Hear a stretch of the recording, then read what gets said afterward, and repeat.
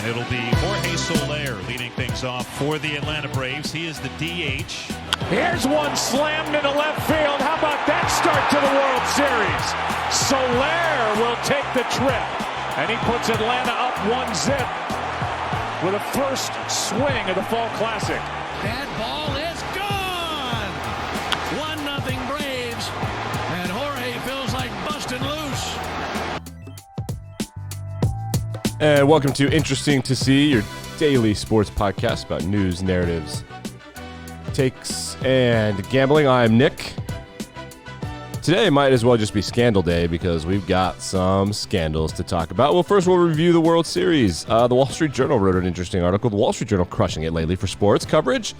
Their sports coverage is usually smug and annoying, but interesting, but smug and annoying, but interesting, if you know what I mean. This article is titled, Houston versus Atlanta is Rob Manfred's nightmare. It's my nightmare too, Rob. I don't like the concrete jungle that is Houston, and Atlanta has the worst traffic on planet Earth. It's essentially a war crime. It's as bad as LA, which is a disaster. But apparently the article is all about why it sucks for Manfred because he disciplined. The take is that he disciplined Houston, so they hate him because they cheated. But he didn't really discipline anybody. He just got mad at them. They didn't lose anything. No players got in trouble. Like, nothing really happened out of that. And then Atlanta hates him because they made it hard for black people to vote, and he pulled the All-Star game. And then they got mad. They got mad that he did that. And so now they don't want him there. I think that everybody's mad about this, and it's our worst nightmare because no one cares about the Astros or the Braves. Alas, the Braves win the game 6-2. They scored 5 runs in the first 3 innings. Houston scored 1 run in the bottom of the 4th, but essentially they got their asses kicked, as is tradition in baseball this season. So it was boring. I watched for the first 3 innings, and I was like, well, one team came to play, one team didn't. You can sim to end. Okay. God, there's just so many. I guess this is some positive news. Do some positive news right now. The Atlantic Coast Conference in college sports is looking for a new headquarters with the following criteria. Located within the Eastern Time Zone, population size with positive growth trends, growth and diversity of population, access to a large hub airport with effective accessibility to and from all ACC member schools, anticipated benefit to the overall ACC brand, potential synergies to existing and prospective partners, financial considerations related to operational expenses. And I got to be honest with you, I had the same take when I first read that, the way that Reddit college football did. Reddit college football was like, you know what they could have said? They could have said that they're looking for Charlotte, and that a city that rhymes with the Queen City and has the NASCAR Hall of Fame. They're moving to Charlotte, folks. But the funniest part of the tweet is reading the replies and everybody thinking that, hey, maybe they won't move to Charlotte. Hey, maybe Miami's in. Don't sleep on Durham. Dude, they're moving to Charlotte. What they're doing is telling Charlotte, hey, we might not move to Charlotte, so please give us some tax breaks. But the ACC, I don't know how many people the ACC employs, but those conference headquarters are usually way more podunk than you can possibly imagine. It's not like some massive operation. It's usually just like a small little, I bet there's like 20 full-time employees at the ACC, and the rest are just like ACC employees at the schools. It's so much more underwhelming than you can possibly imagine. Yeah, so they're moving, but I thought the tweet was funny. Okay, so Mike Tomlin yesterday was asked about the Mike Tomlin yesterday was asked about the USC coaching job, and his denial was one of the greatest denials that you can ever see from a coach. Let's listen to the thing in its entirety. Are you ready? Let's do it. Mike, are you ready? And Palmer connecting you to some college jobs. Hey, guys, I don't have time for that speculation. I mean, that's a joke to me. I got one of the best jobs in all of professional sport. Why would I have any interest in coaching college football? That'll be the last time that I address it. And not only today, but moving forward. Never say never, but never. Okay? Yeah, thank you. Anybody else got any questions about any college jobs? There's not a booster with a big enough blank check. Anyone else? Anyone else? All right. Thank you. Anybody asking Sean Payton about that? No. You know, anybody asking Andy Reid about stuff like that? No.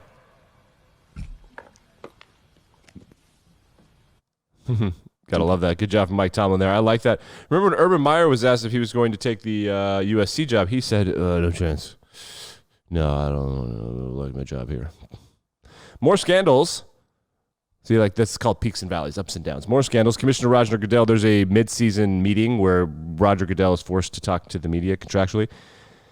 And they asked him, hey, so this Washington football team thing, huh? 650,000 emails. Why don't you release them all? And he said, no, people complied. And they're like, what are you hiding? And he's like, nothing. People complied. And they're like, hey, Roger, can we see the emails to make sure people complied? And he said, no. Huh. So, of course, Mike Florio of Pro Football Talk is on the case. He suspects very strongly that there are some bombshells in there, and he's just literally not going to let this go for the rest of his life, which I respect him for. The Washington football team are a bunch of creeps. He has a source that was involved in the investigation that says, quote, sexual assault and sexual harassment crimes were committed, and they're in the emails. So now Congress allegedly is going to investigate. Yay, Congress will get to the bottom of it. They agree on everything. More scandals. The Chicago Blackhawks general manager Stan Bowman resigned his position and is stepping aside as GM of the team. He is also resigning from USA Hockey and a bunch of other stuff that he did for two reasons. A, the Blackhawks suck, and it's completely his fault. He lucked into a bunch of generational players. We thought that he was a genius. It turns out he's a moron. Then it's slowly trickling out that he essentially aided and abetted a sexual predator.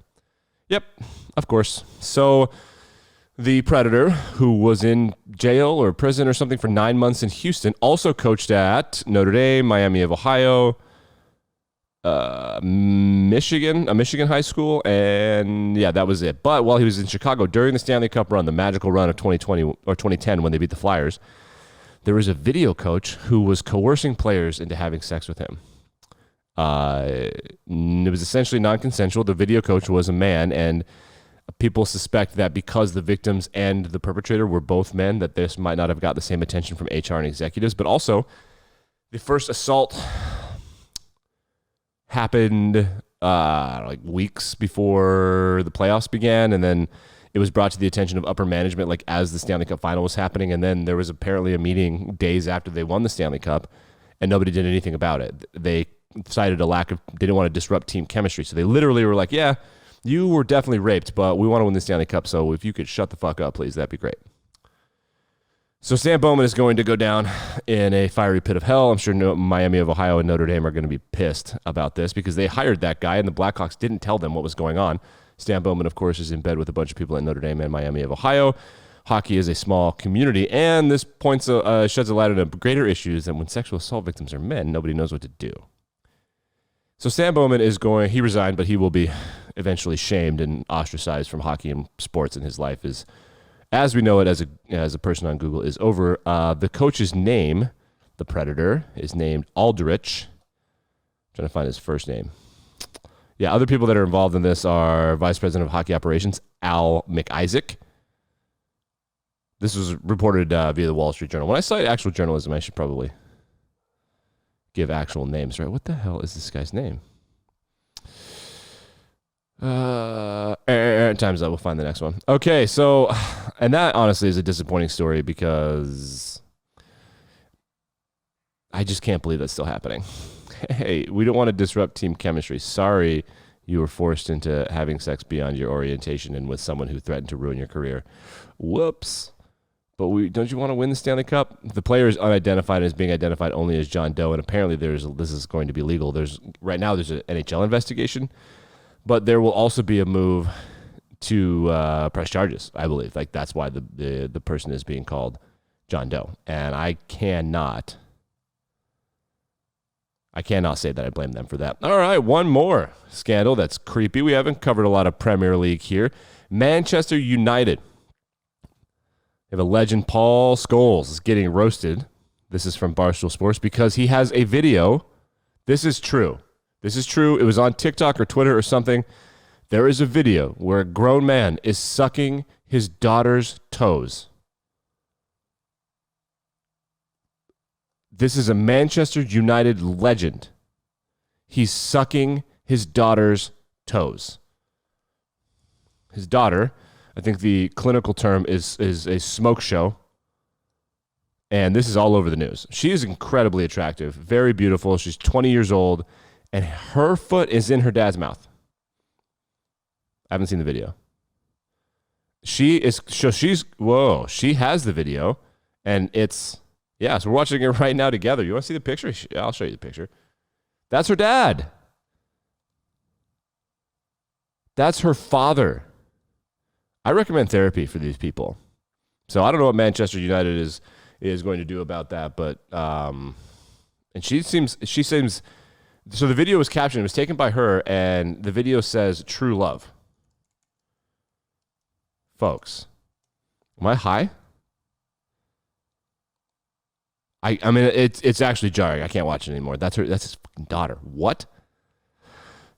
Manchester United are currently 7th in the Premier League, by the way. They're having a weird year. Loss, draw, loss, win. By Spurs are up and down as per usual. Who's doing really well? Spurs are top 4 is what matters. Chelsea? Yeah. There's an American on Chelsea. We love Chelsea, followed by Liverpool, Man City. They are all within a couple points of each other. Then there's a little bit of a gap to West Ham. Bruh, no, we can't let those people be good at stuff. They are currently 4th in the Premier League. And who's getting relegated as of today? The teams that are trash are Norwich. Oh, yeah, good run, guys. You've been in the league for a while. Newcastle and Burnley is probably out, but Leeds is trying to get the hell out of there as well. Everybody roots for Wolves. Wolves is a cool little club that's making some waves. They have the coolest emblem. Of all the Premier League teams, Wolves, the Wolverhampton, is that what it's called? They're cool. I like them. They're a cool organization. Kind of a big fan of what they got going on, no doubt about it. I highly recommend. I have to do a better job of this podcast. Originally, I started Interesting to See because I wanted to make fun of all of these sports talking heads. For the only thing that they do is they're like, "This is going to be interesting to see." Well, that means that you don't really have a point that you're making, so you're going to say like, "I can't wait to watch," which like, duh. So now I need to do a better job of reviewing the reviewers, and so I'm going to give podcast recommendations for the week. The podcast of the day. This is Wednesday. So that means it's waiver wire day for fantasy football people. So the best shows that are going to come out today are fantasy football shows. So far, the best shows of the week. There's a mailbag. The Athletic Podcast has a mailbag on Tuesday with my favorite NFL podcaster, who is not the host of the show, Robert Mays, but is an athletic beat writer, Lindsey Jones. She is incredible. The other podcast I recommend from this week is the Ringer NFL show. They do a winners and losers. It's a Ringer fantasy show.